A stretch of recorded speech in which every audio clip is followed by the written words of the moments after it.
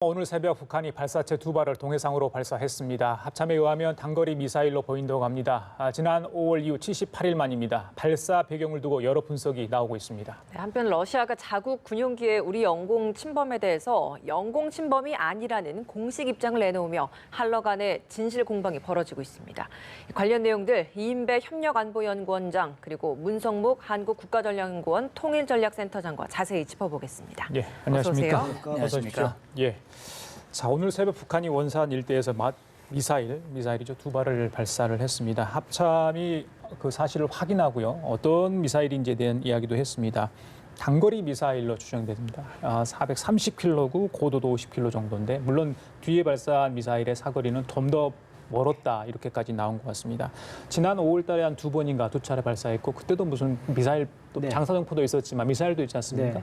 그것과 같은 건지 일단 그것부터 분석을 좀 할 필요가 있어 보입니다. 일단 그 두 번째 5월 달에 쏘았을 때하고 저 궤도 높이나 거리나 봐서 거의 비슷해서 지난번에 쏘았던 지난번 때 이제 미국과 한국의 그 미사일 전문가들이 대체로 평가한 게 러시아에서 들어왔던 이스칸데르 미사일일 가능성이 높다라고 이야기했는데요. 이번에도 거의 비슷한 유형일 가능성이 높다라는 생각이 드는 부분입니다. 일단은 조심스럽게 그 합참에서는 그냥 그 단거리 미사일로만 보고 있어서 상황을 좀 지켜보고 있는 상황인데요. 지금 조금 보면은 조금 제가 주목되는 것 중에 하나는 발사 위치입니다. 발사 위치가요. 지난번에 쏠 때는 저 평안북도 그 구성시에서 그러니까 서쪽으로 더 내륙으로 들어와서 쏘았거든요. 그 말은 무슨 말이냐면은 연안으로 더 가깝게 430km가 날아가더라도 연안으로 더 가깝게 쏘아서 주변국에 대한 위협을 최소화시키려고 했던 그런 모습을 조금 보였습니다. 그런데 이번 같은 원산에서 바로 또 동해 안에서 곧바로 쏘아서 동해 쪽으로 430km를 날린 거죠. 그렇다는 거는 보다 더 지난번보다는 조금 더 호전적으로 공격적인 일단 미사일 발사 실험처럼 보이는 그런 위치다라는 생각이 들고요. 또 하나 보는 거는 더 자세한 분석은 필요하겠지만 지난번하고 비슷한 미사일이라 그러면 이게 고체 연료를 쓰는 거거든요. 고체 연료는 이제 사실은 이제 북한으로서는 미사일의 개량을 시키게 될 때 가장 중요한 기술적인 지금 업그레이드 시키는 부분 중에 하나거든요. 이게 고체가 되게 되면 어느 곳에든지 가서 언제든지 쏠 수 있는 미사일이 되기 때문에 그쪽으로 다 업그레이드 시켜야 되는 그런 과정 중에 있는 상황인데요. 그쪽에 볼 때는 계속 그런 기술을 발전시키고 있는 부분이다라고 생각해서 조금 더 우리가 전략적으로 주의 깊게 봐야 되는 상황인 것 같습니다. 자, 센터님 어떻습니까? 오늘 발사 뭐 특이할 만한 사항이 있습니까? 눈에 이건 좀 지켜봐야 될 대목이 있다는 말씀. 네, 그러니까 이제 시기적으로 보면요. 지난 6월 30일 트럼프 대통령과 김정은 위원장이 판문점에서 만나면서 트럼프 대통령이 2, 3주 내에 실무 협상을 재개하기로 했다. 그렇다면 꽉 막혔던 협상의 물꼬가 트일 것이다. 이제는 비핵화 실무 협상에 진전이 있을 것이다라는 그런 기대감이 굉장히 많았단 말이죠. 근데 이미 그 시한은 지났습니다. 그리고 나서 지금 미사일을 쏜 거거든요. 그러니까 5월 4일과 9일 두 차례 쐈고 70여일 만에 오늘 이제 또 쏜 건데요. 금방 이인배 원장님 말씀하셨듯이 지난 5월에 쐈던 미사일과 유사하다. 거리나 고도나 이 전반적인 내용으로 봤을 때 비슷하다. 저는 어제 북한이 그 김정은 위원장이 신형 잠수함 그 건조 현장을 방문하고 그걸 공개를 했거든요. 그래서 저는 혹시 아침에 이 촉보가 나오면서 SLBM을 쐈나 이제 이런 생각도 했는데 보니까 지상에서 쏜 걸 보면 SLBM 분명히 아니에요. 그러니까 말씀하셨듯이 저도 그렇게 생각을 합니다. 우리가 작년 1월 김정은 위원장의 신년사를 좀 되짚어 볼 필요가 있는데 신년사에서 그렇게 얘기를 했어요. 우리가 이제 핵보유국이 됐고 핵 역량을 계속 강화해 나갈 것이다. 다시 말하면 남북 대화, 미북 대화, 비핵화 협상을 하긴 하지만 우리는 우리대로 핵과 미사일의 역량을 계속 강화할 것이다. 그러니까 합의들이 있었지만 진전이 없었고 그 과정에서 탄두를 더 늘렸다. 미사일 역량을 강화하고 있다. 그러니까 지금 나오는 이 미사일은 과거의 미사일과 다른 거거든요. 고도와 거리가 짧지만은 결국 불규칙 탄도를 유지하면서 우리의 요격 시스템을 무력화시킬 수도 있다라는 우려들이 있는 거거든요. 그리고 그걸 계속 고체화하고 궤도화하고 그렇게 해서 언제 어디서 마음먹은 장소에서 기습적으로 발사해서 우리의 어떤 선제 타격이라든지 또는 요격이라든지 이런 것들 피하겠다라는 그런 의지를 가지고 있는데 그건 군사적인 말씀을 드리는 거고 결국 시기적으로 이 시기에 이렇게 했다고 하는 것은 예. 결국 북한이 미국에게 또는 대한민국에게 요구하는 요구들이 제대로 먹혀들지 않으니까 김정은 위원장 말대로 새로운 길로 갈 수도 있다라고 하는 사인을 줌으로써 한국과 미국에게 변화를 압박하고 요구하는 그런 사인의 일환이라고 볼 수도 있다는 생각이 듭니다. 북한이 미국과 한국에 요구했던 그 부분이 가장 직접적인 것은 사실 한미 연합훈련에 대한 중단 부분이었거든요. 이 부분이 선행이 돼야 실무 협상을 할 거다라는 취지의 발언도 있었기 때문에 혹시 이 부분에 대한 이야기라고 좀 봐야 되는 거겠습니까? 일단 그게 가장 큰 빌미가 될 가능성이 높은 거죠. 예. 지금 상황에서는 빌미가 될 가능성이 높다는 것이고 사실 이것 때문에 우리 한국 정부가 굉장히 많은 배려를 북한에게 했지요. 명칭을 변경을 하고 사실은 그 여러 가지 그 실전 훈련도 빼고 CPX 그냥 그 시뮬레이션만 하는 시위소 연습만 하는 수준으로 완전히 축소를 했고 그렇죠. 그것 때문에 일각에서는 군사 전문가들 굉장히 걱정도 많이 하는 수준으로 했음에도 불구하고 남북한 간에 정상 합의도 있었고 군사 합의도 있고 하다 보니 어쨌든 우리로서는 최대한 성의를 보이고 있는 상황인데 또 불구하고 이제 북한에서 저렇게 나오고 있는 상황인 거죠. 사실은 이 트럼프 대통령도 지금 계속 이야기하고 있는 부분이 뭐냐 하면은 ICBM과 미사일 발사나 이제 핵실험을 하지 않고 있는 것 아니냐. 그건 언제 했는지 모르겠다. 지금 사라졌다라고 이야기하면서 굉장히 본인들의 치적을 강조하고 있는 그런 상황입니다. 그럼에도 불구하고 우리 한국 정부는 단거리 미사일, 지금 말하는 430km, 이거는 대한민국 영토에만 유효한 거리입니다. 일본도 날아가지 않는 무기고요. 그런 무기가 지금 계속 그 실험을 하고 있는 상황인데 우리는 거기에 대해서 시비를 전혀 거기에 대해서 반응을 단호한 입장을 못 내놓고 있던 상황이 있던 거죠. 그 부분이 무슨 말이냐면은 ICBM과 미 아닌 쪽에 이 단거리 미사일, 중단거리 미사일에 대한 북한으로서는 그 미사일 실험에 대한 공간은 훨씬 전략적으로 놀기 좋은 공간이 돼버린 거죠. 그거를 하면서 미국도 압박하고 일본도 압박하고 한국도 압박할 수 있는 그런 공간을 확보할 수 있는 경력이 됐기 때문에 북한으로서 그것을 최대한 활용하면서 한국으로 하여금 한미로 하여금 연합훈련에 대해서 완전히 지금 뭐 그렇게 로키로 하거든 뭐 규모를 줄이거나 목적을 바꾸거나 전혀 관계없이 완전히 없애라 이런 쪽으로 계속 잡고 있는 부분이 아닌가라는 생각이 들어서 좀 걱정이 됩니다. 네, 저희들이 의도 이 얘기를 잠깐 두 분이 해주셨습니다. 아까 저기 센터님께서 말씀 중에 탄도라는 말씀 잠깐 그 단어를 하셨어요. 네. 비행 패턴 얘기를 하지 않을 수 없는데 5월 달에 발사했던 부분들 저희 국방부가 계속 분석한다고 하지 않았습니까? 지난 16일에 정경훈 국방장이 국회에 나와서 국회의원들이 질의를 했을 때도 탄도미사일 가능성은 없지만 분석 중이라고 그때 발사했던 거 네. 아직까지도 분석 중이라는 얘기입니다. 자, 이번에도 아직 이게 탄도미사일인지는 확인이 안 되고 있다. 저희 아까 국방부 추적 기자를 통해서 확인한 바 있지 않습니까? 네. 어떻게 보십니까? 네, 그러니까 이제 우리 시청자 여러분들도 나름 이제 이런 기본 배경 지식이 좀 필요할 것 같은데 미사일은 두 가지. 거리에 따라서는 단거리, 중거리, 장거리 이렇게 거리에 따라서 단거리 미사일, 중거리 미사일 얘기를 하고 다시 말하면 이 발사 궤도, 이 날아가는 경로를 두고 탄도 미사일이냐, 순항 미사일이냐 이 두 가지로 구분을 합니다. 그러니까 이번에 발사한 것, 지난번 5월 달에 발사했던 미사일들 그리고 오늘 발사한 것들이 순항 미사일은 분명히 아니거든요. 그렇다면 탄도 미사일입니다. 그런데 탄도 미사일이라고 하는 용어를 굳이 우리가 유의하는 것은 지금 유엔 안보리 제재 결의에서 탄도 미사일 기술을 이용한 그 미사일 어떤 미사일도 거리와 상관없이 그것은 안보리 제재 결의의 위반으로 간주하고 있거든요. 그러니까 지금 그런데 그동안 쭉 보면 유엔 안보리도 단거리에 대해서는 직접 제재는 하진 않았어요. 그러니까 트럼프 대통령도 지난번 5월 달에 한 건 뭐 작은 거고 거리도 짧고 우리 관심 바뀌다 이렇게 얘기를 했는데 원장님 말씀대로 그 거리가 짧은 건 우리를 직접 타격하는 거거든요. 사실 대한민국은 미국 국민도 많고 주한 미군도 있습니다. 미국과 무관하지 않습니다. 그런 차원에서 봤을 때 이것이 탄도 미사일이냐 아니냐라고 하는 것을 민감하게 지금 정부가 우리 국방부가 표현을 좀 하는 것은 유의하는 것은 그런 배경이 있다고 하는 것을 염두에 두시면 될 것 같습니다. 기술적으로 한 가지만 더 보태서 말씀드리면, 예. 그러니까 이번에 탄도 미사일로 이스칸데르 탄도 미사일로 보이는데 이것이 애매한 부분이 뭐냐면 탄도 미사일은 이 궤도가 정해져 있어요. 올라갔다 내려가게 이렇게 포물선을 그리면서 궤도가 정해져 있죠. 근데 이번에 쏜 그 이스칸데르 미사일로 보이는 것 이거 같은 경우는 회피 기동을 한다 그러는 거죠. 최종말 단계에서 이렇게 궤도를 확 바꿔서 떨어지게 만든다는 거죠. 그러다 보니까 이러면은 이게 정해져 있는 궤도가 아니니까 순항인가라는 이제 생각이 되는데, 저도 그것 때문에 이 미사일 전문가들한테 좀 물어보니까 이것이 이제 순항 미사일 같은 경우에는 날아가면서 지형을 봐서 현장 지형을 봐서 얘가 그 상황 속에서 적극적으로 이렇게 바꿔서 움직이게 됩니다.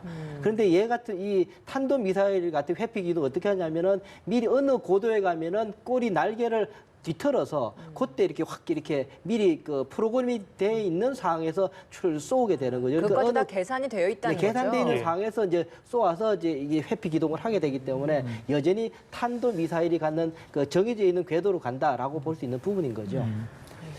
그 북미 협상이 지금 판문점 지난 6월 30일인가요? 해동에서 있긴 있었잖아요. 조윤재 주미대사, 북한이 그러니까 미국의 답변을 좀 그러니까 기다리고 있는 것 같다. 우리 미국이 기다리는 거 있는 것 같다. 그러니까 북쪽이 뭔가를 지금 접촉을 하고 있는데 확답을 해주고 있지 않는 것 같아요. 지금 미국 쪽에서 들려오는 얘기를 보면. 그렇다면 계속해서 이 상황이 진전이 없는 상황이잖아요. 폼페이오 국무장관도 조금은 유화적인 메시지를 계속해서 보내고는 있습니다. 엊그제도 마찬가지고요.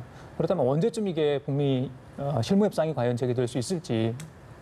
예, 말씀하신 대로 지금 이제 기한은 넘어갔단 예. 말이죠. 3주라는 기간은 지나갔는데 트럼프 대통령이 그런 얘기를 했죠. 서한들이 오고 가고 있고 내용이 우호적이다. 예, 맞습니다. 그런 얘기는 뭐 친서를 주고받았다는 얘기는 아닌 것 같고 제가 볼 땐 뉴욕 채널이 있거든요. 뉴욕 북한 대표부, 유엔 대표부가 나가 있고 아마 그곳이 주로 실무적인 소통 장소, 통로가 되고 있습니다. 그러니까 최근에 보면 유엔 주재 북한 대사가 평양을 2차례 오갔다라는 보도도 있었고요. 그러니까 뭔가 공식적인 실무 접촉이 열리지는 않고 있다 하더라도 예. 이렇게 저렇게 미국과 북한 사이에는 소통은 이루어지고 있다.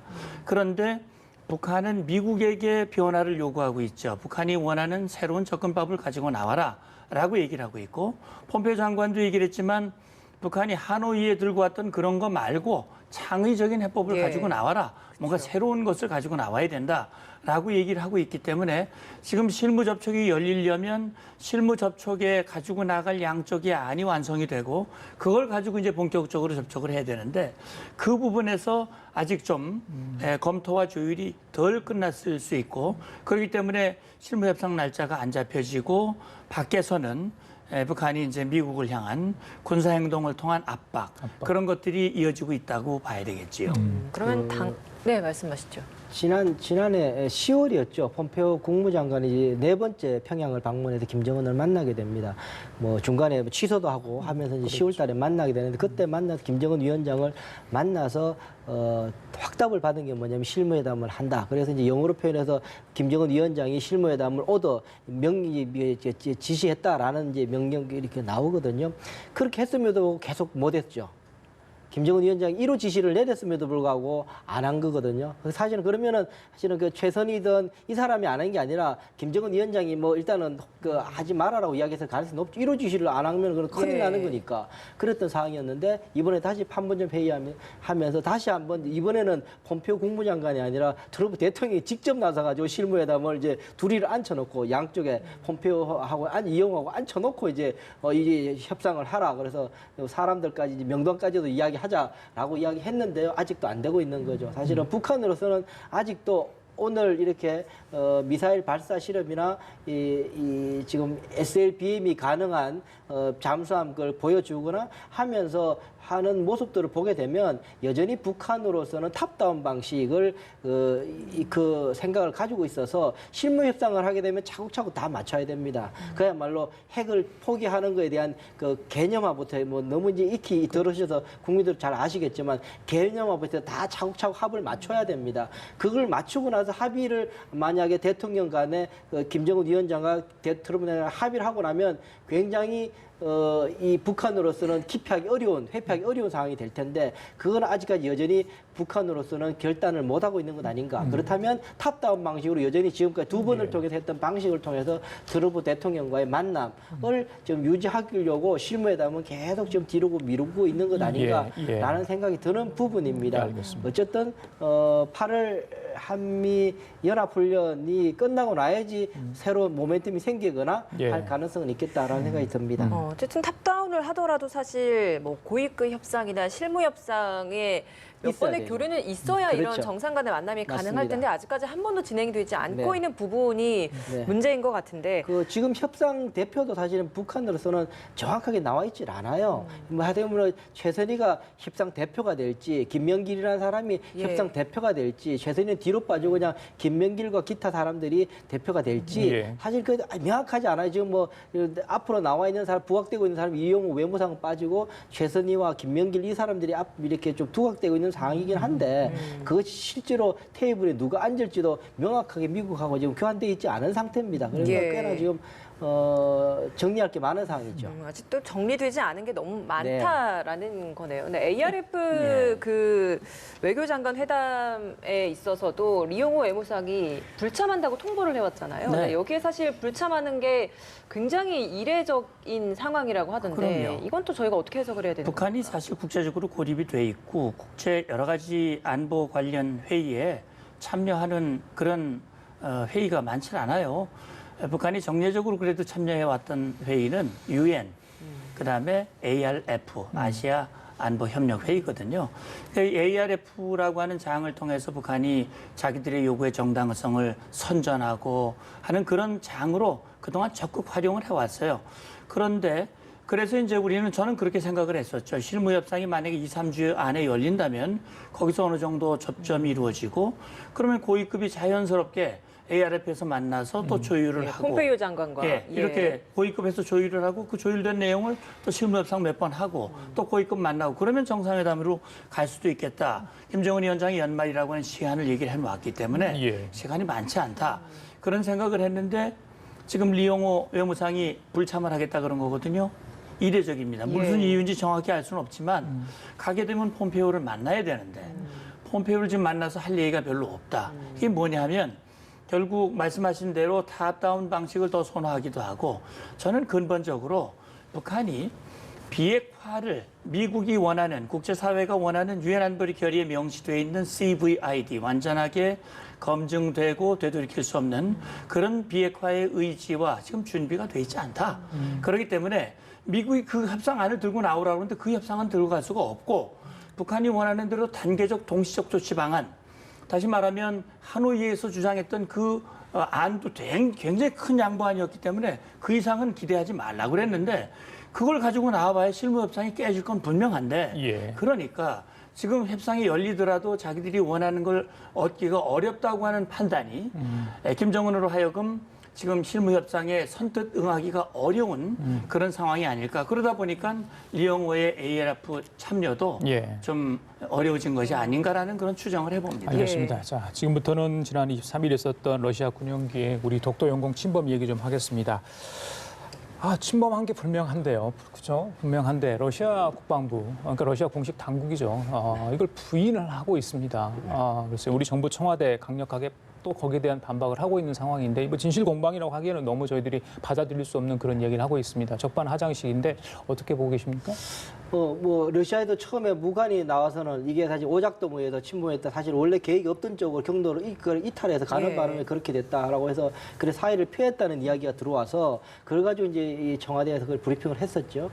그랬다가 러시아에서 공식적인 이제 본부에서 공식적인 반응을 내놓은 것은 침공이 없다. 오히려 한국에서 비전문적인 행동을 해서 오히려 위협을 했다.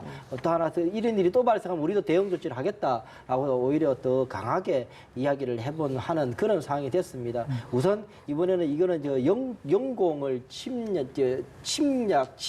침입한 사건입니다. 그 점에서는 정확하게 우리가 좀 인식을 할 필요가 있습니다. 카디제 같은 경우에는 침입이라 침입이라 그러지 않습니다. 진입이라 그럽니다. 아. 예, 그거는 침입이라 예. 그러지 않습니다. 군사 용어로도 그 진입을 찾아보시면 군에서도 진입했다, 진입. 카디즈를 진입했다 그럽니다. 카디즈 같은 경우에는 그 비행기는 워낙 속도가 빠르니까 들어왔다가 언제 영공으로 들어올지 모르니까 미리 서로 교신을 통해서 우리가 어쩌고 그쪽으로 부득이하게 그쪽으로 갈 수밖에 없다 서로 해서 이렇게 허락하고 하는 그 절차를 마련하기 위해서 카디즈를 두고 있거든요. 예. 그렇게 하고 있는데 이번 같은 경우는 그런 교신도 없고 그래서 영공을 침투했었죠. 영공이라는 거는 영토 CBL이 이를 직선으로 위로 올려가지고 있는 거리인데 그쪽으로 들어왔다라는 거죠. 그 점에 대해서는 명확하게 그거는 사실은 쉽습니다. 지금 여러 가지 좌표값을 하면은 그 금방 나오는 거라서요. 금방 나오는 거죠. 네, 그건 뭐 그 러시아가 발뺌하기는 어려울 겁니다. 그러나 뭐 인정을 지금 하지 않기로 작정한 상황이라서 이거는 적나라한 국제 정치 힘의 정치로 예. 푸틴 대통령이 원래 힘의 정치를 좋아하는 인물입니다.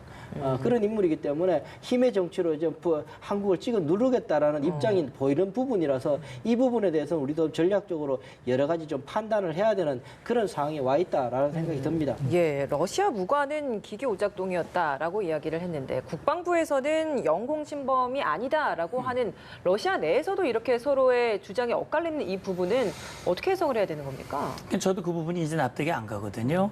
물론 시간적으로 러시아 국방부 이 무관 보좌관입니까?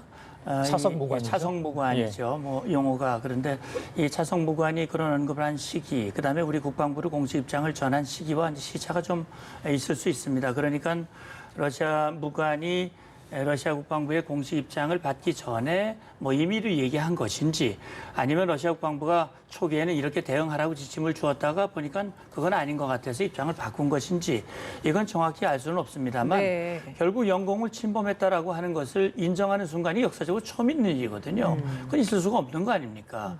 그렇기 때문에 이걸 인정해서는 안 되겠다라고 하는 입장을 정리하고 오히려 적반하장격으로 우리 공군이 무례하게 자기들의 비행을 방해했다 하는 식으로 얘기를 하는데 오늘 아마 우리 국장급과 러시아 대사관 측과 국장급 실무 협의를 한다고 그럽니다. 예, 맞습니다. 그 자리에서 우리 국방부는 우리가 가지고 있는 우리가 수집되어 있는 모든 정보를 그대로 내놓고 러시아 측에다가 잘못을 인정받도록 하고 예. 다시는 그런 일이 없도록 하기 위한 그런 조율 일단 만나는 건 좀 필요하다고 보고요. 그 만남을 통해서 잘못된 부분을 지적하고 바로잡는 그런 일이 재발하지 않도록 만드는 그런 조치가 필요하고 왜 이 시기에 중국과 러시아가 그런 행동을 했는가? 예. 특히 영공 침범은 뭐 그건 우리가 묵과할 수 없는 일이고 중국과 러시아가 수없이 지금 우리 방공 식별 구역을 무단으로 오가고 있거든요.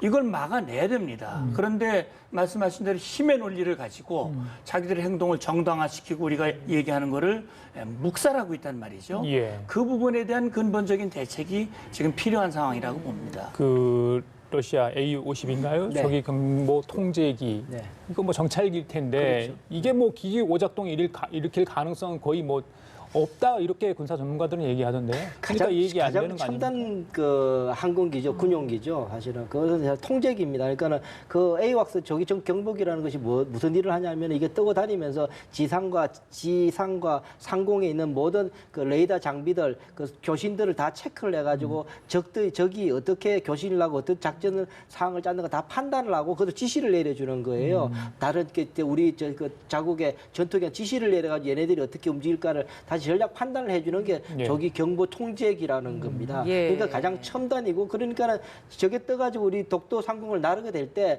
한국에서의 교신사항, 레이더가 어떻게 포착되어 있는지, 전투기는 어떻게 교신을 했는지, 일본에서는 어떻게 떴는지를 쟤는 다 체크를 하고 싹 훑고 두 번이나 훑고 간 거죠. 그렇기 때문에 제가 볼 때는 저게 그 A50가 움직이는 것 저거 자체가 사실은 이 러시아 나름대로 이렇게 전략적인 판단을 하기 예. 위해서 예, 잠깐만요. 의도였다 그렇게 생각이 잠깐만요. 됩니다.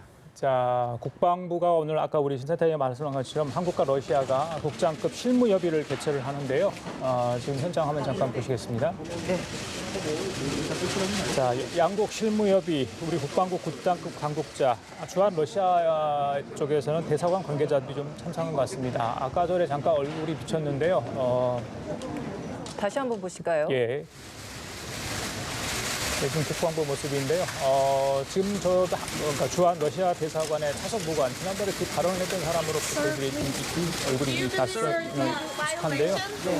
기자들의 질문에 아무런 이야기를 하지 않고 들어가고 있습니다. 네, 국방부 측에서 영공 침범이 없었다라고 주장을 한 후에 이렇게 다시 실무 협의를 하러 모이는 자리이기 때문에 오늘은 과연 또 어떤 이야기를 하게 될지 저희가 또 주목해서 지켜봐야 될 대목인 것 같습니다. 센터장님 오늘 저렇게 왔기 때문에 저희들이 갖고 있는 것들 증거라고 해야 될까요? 여러 가지 뭐 사진 촬영, KF-16 그 전투기 다뭐 그런 사진기가 그죠? 카메라 장착이 되어 레이더에서 있다면서요? 도착한 그 예. 모든 자료들을 다 우리가 가지고 제시하면 뭐 더 이상 말할 명백한 수- 증거 자료를 가지고 얘기를 하면 러시아 측도 예. 그런 부당한 주장을 처리할 수밖에 없지 않을까라는 생각이 드는데 예. 정치적 수준에서는 또 어떻게 주장을 할지 그건 뭐 우리가 인정할 수 없다 그러면 또 그게 이제 좀 뭐 조기경보 지난번에 이 초계기 한일 간에도 그런 논란이 있었지 않습니까? 아마 그렇게 러시아가 또 발뺌할 가능성도 배제할 수는 없기 때문에 예. 거기에 대한 추가 조치, 대응책도 필요하다고 봅니다. 러시아뿐만 아니라 다른 나라도 영공 침범하면 이거 발뺌하고 그렇습니까? 뭐